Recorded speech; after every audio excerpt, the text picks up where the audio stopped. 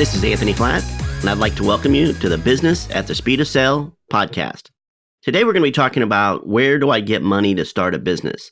I've had a lot of people talking to me lately about they want to get out there and they want to own their own business and they want to start their own business, but they don't really have the money to invest in starting their own business. So where do they go to get money for their business? That really depends on what kind of business you're trying to start. Do you have grandiose plans and you have a multi-million-dollar business in mind? That's one type of funding. Are you trying to buy a franchise? That's another type of funding. Are you trying to start a business, a real estate business, or a small commercial business? That's a different type of funding. Are you trying to start something just as your part-time, work from home type business? That's a different funding. So depending on what you're looking for really depends on where you get your funding. And there's lots of things that you need to consider when considering getting funding for your business, your new startup, this new venture. So one of the things that I think a lot of people think of initially when they think of getting funding is, well, I'll just go to the bank and they'll give me a loan.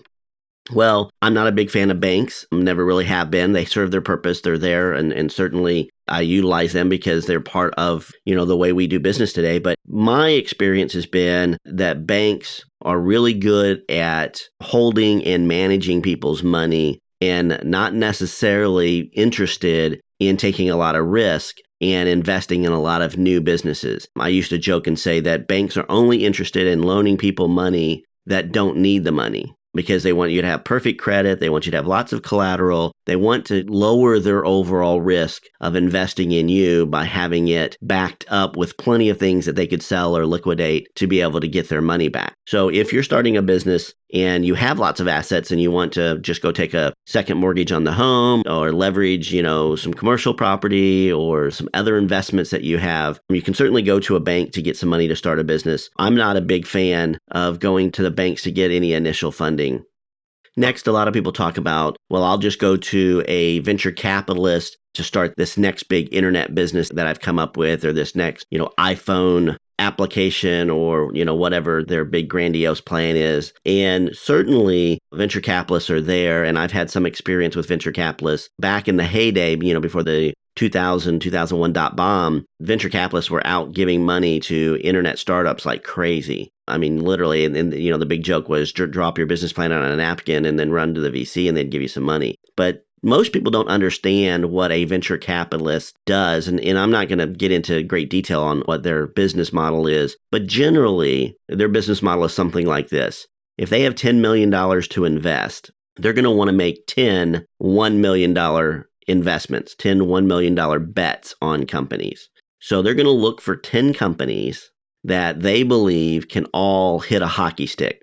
Now, the hockey stick is a term for the growth curve of a startup business. So if you think about starting at the bottom on a graph and you have no revenues, and within the first year, you go from no revenues to millions of dollars in revenues, then that growth curve kind of looks like a hockey stick, right? So that's really what the venture capitalists are looking for. They're looking for an opportunity to invest in 10 businesses that they really believe have an opportunity to have a hockey stick. And they know that not all 10 of them will, but if one of them does, then it was worth it, right? So if they invest $1 million into 10 businesses and, 1 year or 2 years time, one of those businesses just blows up, does $100 million in sales and is hugely successful, then it was worth the investment. Now, what venture capitalists do, they like to schedule their investment and their partnership such that as long as you're hitting the numbers that they set for you, these huge growth numbers, they leave you alone, let you run your business.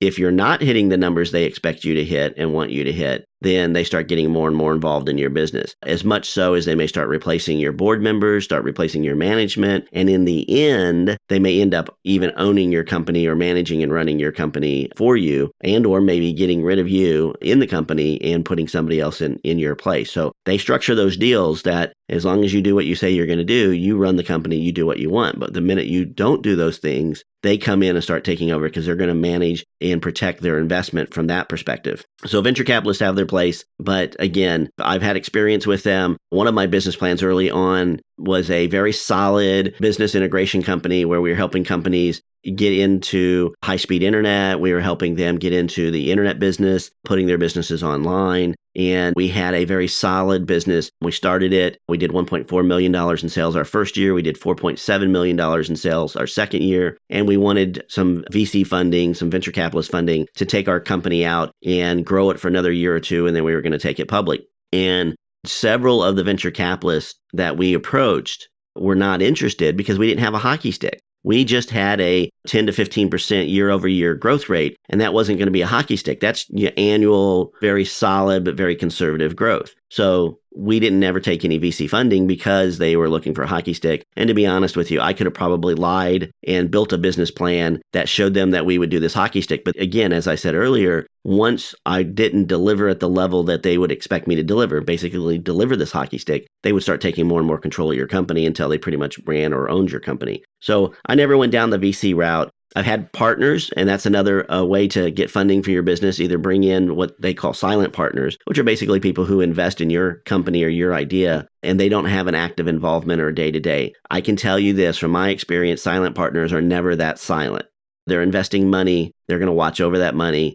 And they tend to be around a lot more than you would think they would. They tend to give a lot more advice and strong arm the advice, especially if their investment is structured to where they're going to give you some money now and then they're going to give you some money later and some more money later. And, what happens obviously is as they get to know the business and get their own ideas of how things should be done, they start making recommendations of things that you should change. And sometimes it's just turning your company completely the opposite direction of the direction you want to go in. And then next thing you know that they're withholding their next investment until you do the things that they're asking you to do. And sometimes that might be good. My experience has been that it's really sometimes comes down to just a difference of opinion. They want to go to the left. We're going to the right. The left might be a way to go, but we're going to finish going to the right. We're going to go down this path and see where it leads us. And then we'll maybe come back and consider going left. And they really think we need to go left now. So, that's a silent or not so silent partner. And then, of course, you have partners that are, equal partners, 50-50 partners. Somebody, you and your buddy decide to start a business. You and your coworker decide to start a business. You're both going to put in the equal amount of effort, and then, you're going to get your money. Well, if you're bringing in a partner that's bringing in money, it's not going to be equal because one person's bringing sweat equity and the other person's bringing sweat equity plus cash. So it's going to be lopsided right off the bat. So the person that's putting cash in it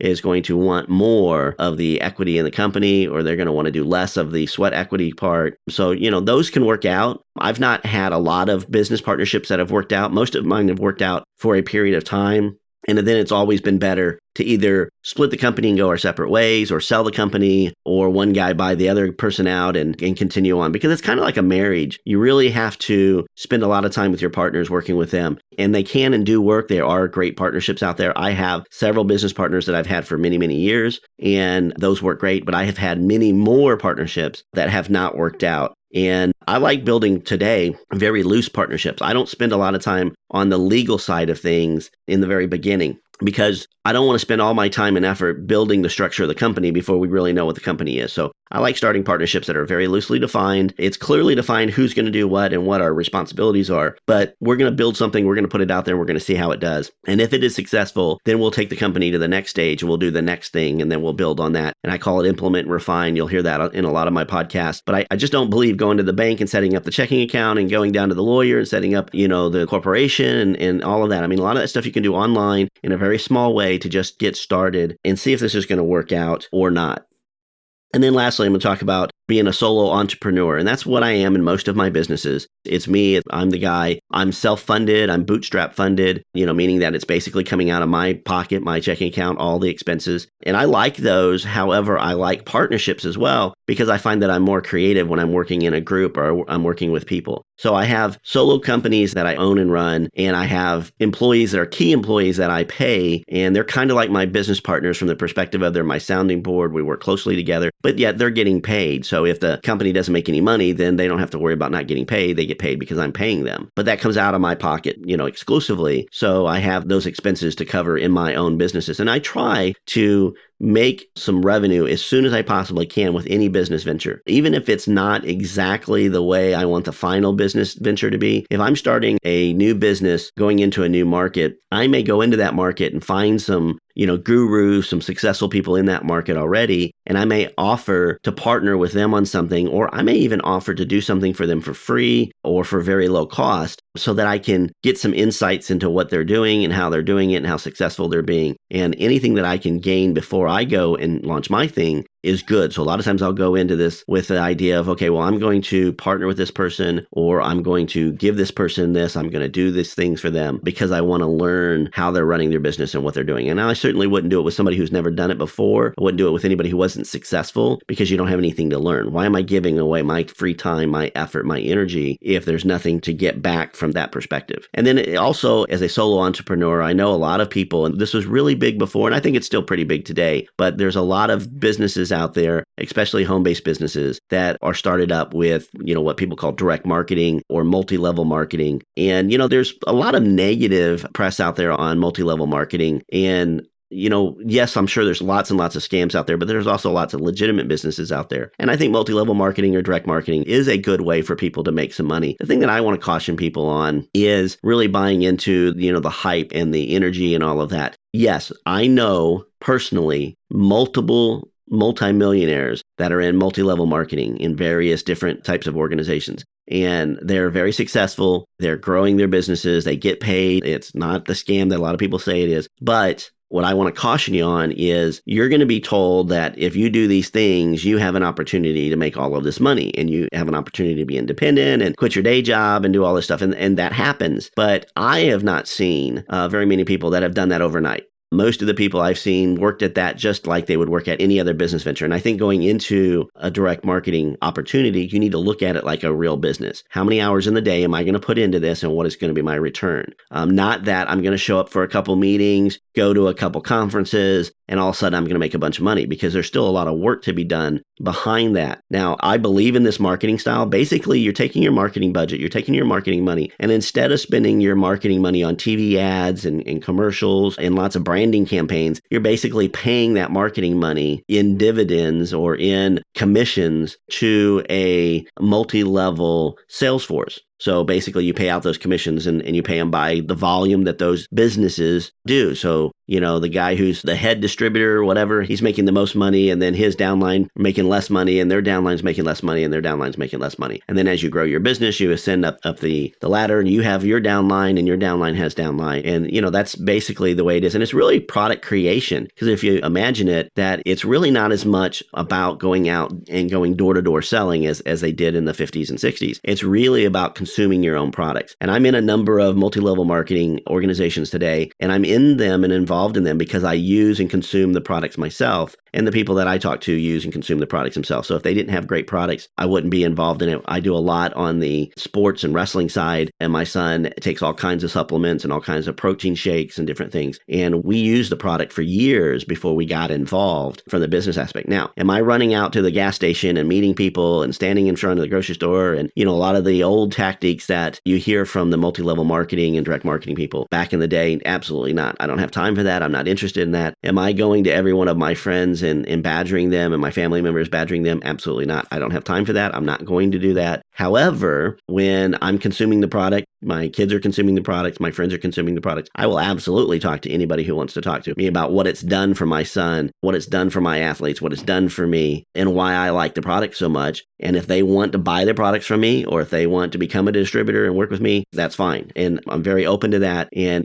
Nate Carr, who is an Olympian, hugely successful businessman, he is my upline in one of those. And I'm not going to tell you what it is. If you want to know, send me an email, anthony@anthonyflatt.com, and I'll tell you what that's all about. But he is such an inspiration to me, just in life in general, of all the things that he's done and his wit and wisdom. And I think on the technology side, I help him a little bit on helping understand, more of the technology. But we really have the same mindset. We don't really want to sell anybody on anything. There is no flim flam, quick get rich, whatever. If you build it, it's a residual income, and maybe the residual income's only $20 a month or $100 a month, or maybe it's thousands a month. I mean, it can be whatever you want it to be. But those types of businesses are just businesses, just like anything else. So don't go into that kind of a business thinking, I'm going to go to a couple conferences and go to a couple sessions, and then all of a sudden I'm going to be, an overnight millionaire. It just doesn't happen from my experience. I mean, I'm sure there's one or two stories or a few stories of people that happens to, but it's a business. Build it like a business and it'll grow. So there's a couple different ways of thinking about where do you get money. My personal opinion is I like to bootstrap my own companies. I like to start them up. I like like to implement and refine. If it can't make money on its own, then maybe it's not worth doing, and maybe I shouldn't be putting the time and effort into it. And then if it does make money, then let's put some more effort into it and some more effort into it and keep growing it and growing it and growing it. Kind of a natural growth, and not expecting that I'm going to start this thing today and then tomorrow I'm going to retire. If you have a question for Anthony, then head over to www.anthonyflatt.com and leave him a voicemail message for a chance to have your question featured on the show. Thanks for listening to the Business at the Speed of Sell podcast at www.businessatthespeedofsell.com.